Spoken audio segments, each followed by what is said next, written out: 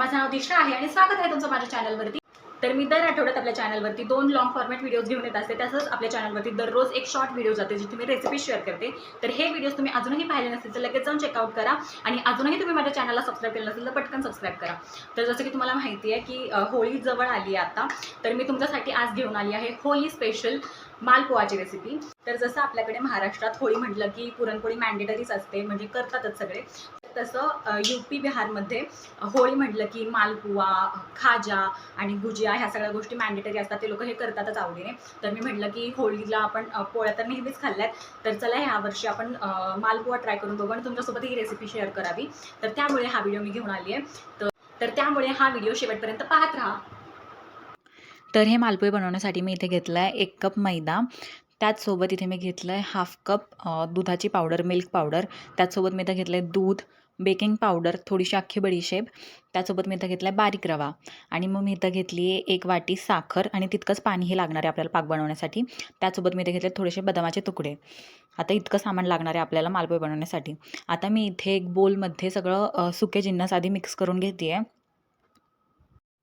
तर सगळ्यात आधी मी इथे घेतला आहे 1 कप मैदा, त्यात मी ॲड करणार आहे हाफ कप किंवा 3/4 कप मिल्क पावडर। तर मिल्क पावडर तुम्ही कमी जास्त करू शकता, काहीच टेस्टमध्ये फरक नाही पडत त्याने। आता त्याचसोबत मी ॲड करणार आहे 3 चमचे बारीक रवा। तर बारीक रवाच ॲड करा, त्याने मस्त असं स्मूथ आणि क्रीमी टेक्स्चर येतं आपल्या बॅटरला या मालपुआच्या। त्याचसोबत मी ॲड करणार आहे अख्खी बडीशेप, अगदी 1 चमचाभर मी ॲड करणार आहे, त्याने छान फ्लेवर येतो, नक्की ॲड करा।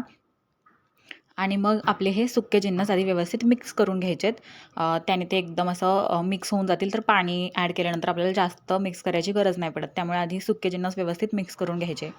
आणि मग मी सगळ्यात शेवटी ॲड करणार आहे अगदी चिमूटभर मीठ, त्याने मस्त ह्याची चव अशी इन्हान्स होते, वाढते चव, त्यामुळे मीठ थोडंसं ॲड करायचं। त्याचसोबत आता मी इथे 1 वाटी मैद्यासाठी 3/4 कप मिल्क ॲड करते आहे आणि जर लागलं पुढे तर मग आणखी ॲड करता येईल। तर अगदी थोडंसंच दूध यात ॲड करत हे बॅटर मिक्स करून घ्यायचं आहे। जर तुम्ही एकदाच खूप दूध टाकलं तर मग ते बॅटर पातळ होऊ शकतं आणि मग तुमचं मालपुए व्यवस्थित शेप नाही घेत, त्यामुळे थोडंसंच दूध ॲड करत व्यवस्थित बॅटर बनवून घ्यायचं। तर हे बॅटर थोडंसं थिकच असतं, अशी पोरिंग कन्सिस्टन्सी असली पाहिजे आपल्या बॅटरची, त्यामुळे लागेल तसं थोडंसं दूध ॲड करत अगदी थोडंसं असं घट्टच बॅटर आपल्याला बनवून घ्यायचं आहे, व्हिस्क करून घ्यायचं आहे। तर इथे बघा मी व्हिडिओमध्ये दाखवते त्याप्रमाणे आपल्याला व्यवस्थित ह्याला मिक्स करून घ्यायचं आहे। ह्याच्यात काही गुठळ्या नाही राहायला पाहिजेत, त्यामुळे ह्याला व्यवस्थित मिक्स करून घ्यायच्या, सगळ्या गुठळ्या वगैरे फोडून घ्यायच्या आणि एकदम असं स्मूथ क्रीमी टेक्स्चरचं बॅटर आपल्याला बनवून घ्यायचं आहे। तर मी व्हिडिओमध्ये दाखवते त्याप्रमाणे व्यवस्थित आपल्याला हे मिक्स करून घ्यायचं आहे। थोडासा वेळ लागतो हे मिक्स करण्यासाठी, पण लागू द्यायचा आणि व्यवस्थित मिक्स करून घ्यायचं। असं एकदम क्रीमी स्मूथ टेक्स्चर आलं पाहिजे या बॅटरला, अशी पोरिंग कन्सिस्टन्सी आली पाहिजे। जसं मी तुम्हाला पॅनकेकच्या रेसिपीमध्ये दाखवलेलं ना, तसंच अगदी ह्याचं टेक्स्चर असलं पाहिजे। इथे बघा झालं आहे रेडी आपलं हे बॅटर। तर बघा अगदी मोजक्या साहित्यात झालं आहे आपलं हे बॅटर रेडी। आता ह्याला थोडा वेळ झाकून रेस्टवरती ठेवायचं, अगदी मी 10 ते 15 मिनिटांसाठी याला झाकून रेस्टवरती ठेवते आहे। तर हे बॅटर रेस्टवरती ठेवलं आहे, तोवर आपण एकीकडे पाक बनवून घेऊयात। तर ह्या मालपुआंचा पाक अगदी आपल्या गुलाबजामुनचा पाक जसा असतो तसा बनला जातो। तर इथे मी 1 वाटी साखर घेतली आहे। आता जितकं आपण साखर घेऊ तितकंच पाणी ॲड करायचं आहे, त्यामुळे मी इथे 1 वाटी साखरेसाठी 1 वाटी पाणी ॲड करते आहे आणि मग ह्याला व्यवस्थित मिक्स करून घ्यायचं। तर आधी हाय फ्लेमवरती ही साखर व्यवस्थित विरघळू द्यायची, ह्याला हलवून विरघळून घ्यायचं ह्या साखरेला हाय फ्लेमवरतीच।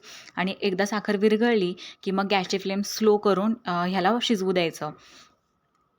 तर अगदी अशी काही तार वगैरे नाही बनवून घ्यायची आपल्याला ह्या पाकाची, फक्त हा पाक असा गुलाबजामुनच्या पाकासारखा चिकट झाला पाहिजे। तर इथे बघा एक उकळी आली आहे ह्याला खळखळून। आता मी गॅसची फ्लेम स्लो करून अगदी 5 मिनिटं ह्याला शिजवून घेणार आहे। तर इथे बघा आता मी गॅसची फ्लेम स्लो करून ह्याला व्यवस्थित शिजू देते 5 मिनिटांसाठी। तर 5 मिनिटांनंतर चेक करूयात। तर बघा व्यवस्थित पाक शिजला गेला आहे, असा चिकट झाला आहे, जास्त तार वगैरे काहीच आलेली नाही आहे ह्याला, पण तो चिकटही झाला आहे। तर असाच पाक आपल्याला हवा आहे ह्या मालपुआंसाठी। आता ह्याला साईड करूयात आणि आता मी एकीकडे तेलही तापत ठेवलं आहे आणि आपलं बॅटरही रेडी झालं आहे। तर फक्त आता मालपुए तळण्याआधी मी ॲड करणार आहे अगदी 3/4 चमचा बेकिंग पावडर। तर बेकिंग पावडर नक्की ॲड करा, त्याने मस्त अशी जाळी येते या मालपुआंना। तर बघा मी खूप कमी बेकिंग पावडर यात ॲड केली आणि याला व्यवस्थित मिक्स करून घेते आहे। तर आता आपल्याला हे मालपुळे तळून घ्यायचे आहेत. तर हे मालपुळे तळण्यासाठी आपल्याला तेल तापवून घ्यायचं आहे. तर तेल अगदी कडकडीत नाही तापवून घ्यायचं किंवा ते अगदी कच्चंही नाही राहिलं पाहिजे. असं कोमट तापलेलं तेल आपल्याला हवं आहे हे मालपुळे तळण्यासाठी. तर गॅसची फ्लेम नेहमी पूर्ण वेळ हे मालपुळे तळताना स्लो टू मीडियम फ्लेमवरतीच ठेवायची आणि व्यवस्थित हे तळून घ्यायचे. तर बघा इथे मी तेल तापवून घेतलं आहे. असं हलकं गरम तेल आहे. आता मी यात एक एक मालपुवा व्यवस्थित सोडून घेते. तर मी व्हिडिओमध्ये दाखवते त्याप्रमाणे आपल्याला हे हलक्या हाताने असे गोल गोल सोडून घ्यायचे मालपुवे आणि गॅसची फ्लेम स्लो टू मीडियमच ठेवायची आहे. आणि एक साईड अगदी 1-2 मिनिटं शिजू द्यायची. असा छान गोल्डन ब्राऊन कलर आला यांना की मग फ्लिप करून घ्यायचं आणि दुसऱ्या बाजूनेही अगदी 1-2 मिनिटासाठी ह्याला तळून घ्यायचं. तर बघा आत्ता त्याला मस्त असं जाळी येऊ लागली आहे आणि फुगलेत व्यवस्थित हे मालपुवे. आता ह्याला फ्लिप करून घ्यायचं आणि दुसऱ्या बाजूनेही व्यवस्थित शिजू द्यायचं. फार वेळ नाही लागत हे मालपुळे तळायला. अगदी 2-3 मिनिटात हे व्यवस्थित फ्राय होऊन जातात. तर बघा मस्त गोल्डन ब्राऊन कलर येऊ लागला आणि व्यवस्थित फुगलेत हे. आता मी हा मालपुवा असा छान गोल्डन ब्राऊन कलर आल्यावरती ह्याला काढून घेते आहे आणि लगेच आपल्याला ह्याला पाकात टाकायचं. तर पाक असा थोडासा हलका गरम असला पाहिजे तरच ते पाक ह्यामध्ये मालपुवांमध्ये व्यवस्थित मुरला जातो. त्यामुळे ती काळजी घ्यायची आहे. आता मी ह्याला व्यवस्थित निथळून काढले तेलातून. तोवर मी दुसरा मालपुवा यात ॲड करते आहे. तर इथे बघा सेम गोल गोल असा हात फिरवून ह्याला पोअर करून आपल्याला मालपोहे बनवून घ्यायचे आहेत आणि मग पुन्हा ह्याला हलक्याच फ्लेमवरती व्यवस्थित फ्राय करून घ्यायचं आहे.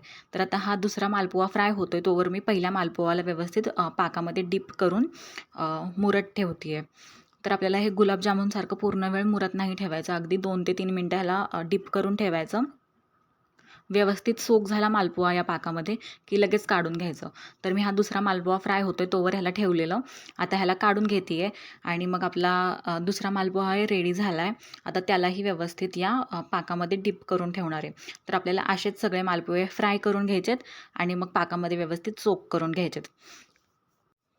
आणि मग सगळ्यात शेवटी या मालपुवांवरती थोडेसे काजू बदामाचे तुकडे ॲड करून ह्याला गार्निश करून घ्यायचं आणि मग झाले तर रेडी आपले गरमागरम गुबगुबीत मालपुवे रेडी.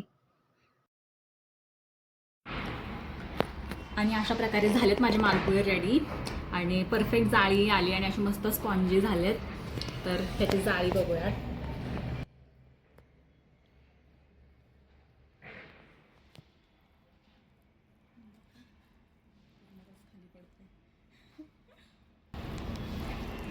तर बघा परफेक्ट जाळी आली आहे, मस्त दिसत आहेत. आता टेस्ट करूनही बघूयात.